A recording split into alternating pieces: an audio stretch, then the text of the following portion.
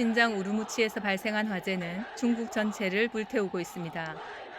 공세로 아파트에 감금된 주민이 화재에 탈출하지 못해 10명 이상이 사망하고 수십 명이 부상하자 중국인의 분노가 치솟고 있습니다. 또 시위가 발생한 지 단 3일 만에 전국의 최소 75개 대학이 백지혁명에 동참해 대학생의 참가가 폭증하고 있습니다. 전국 20개 도시에서 중국인들이 시위에 참여했으며 폭스콘 파업부터 시작해 지금까지 노동자, 풀뿌리 공상당원, 학생, 일반 시민 등이 참여했고 그 범위는 1989년 6.4 天安门 항쟁보다 더 넓은 것으로 파악됩니다. 이 사건은 해외에서도 큰 관심을 끌고 있습니다. 11월 27일 런던, 밴쿠버, 뉴욕, 더블린에서 현지 중국인들이 대륙 시민들을 지지하고 자유를 요구하는 집회가 열렸습니다.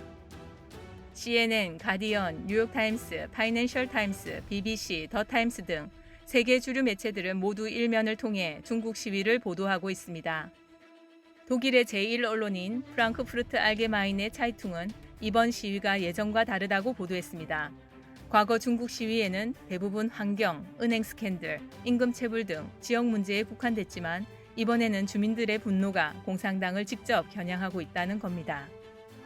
더군다나 중공 바이러스 감염자가 시위와 함께 급증하고 있으며 11월 28일 이후 3일 동안 감염자가 3만 명 이상 발생하자 중국의 상황은 그야말로 아수라장 형국입니다.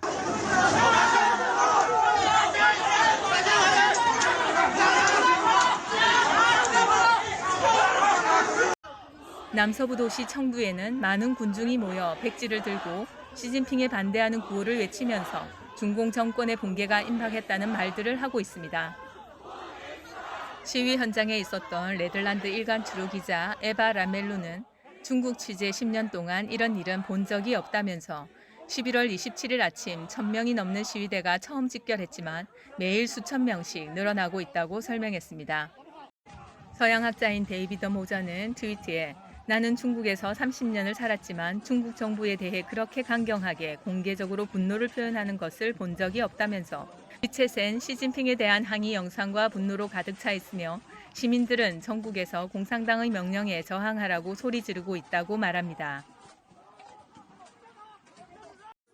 상하이의 한 주민은 이제 중국 공산당이나 시진핑을 좋아하는 사람은 아무도 없다면서 중국인들은 코로나에 대한 중국 공산당의 가혹한 정책에 지쳤다고 하소연했습니다.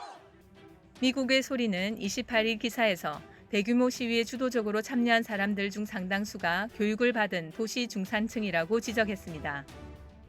중국 공산당은 6.4 天安門 이후 이 계층의 암묵적인 지지와 합의에 기반해 정권을 유지해 왔으며 이 계층은 경제적 성과를 대가로 공산당의 독재 통치를 받아들여 온 세력이라는 겁니다.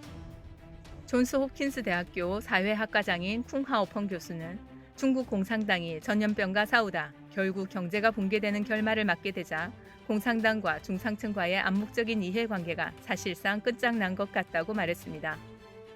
또 당국의 제로 정책은 점점 중국인의 불만을 끌어오르게 하고 시진핑이나 다른 고위 지도자들까지 위협을 느낄 상황으로 확대될 것으로 보이며 급기야 만약 당국이 군사 진압을 하다 유혈 상황이 발생할 경우 중국 공산당은 그야말로 붕괴의 상황에 치달을 것이라고 전망했습니다.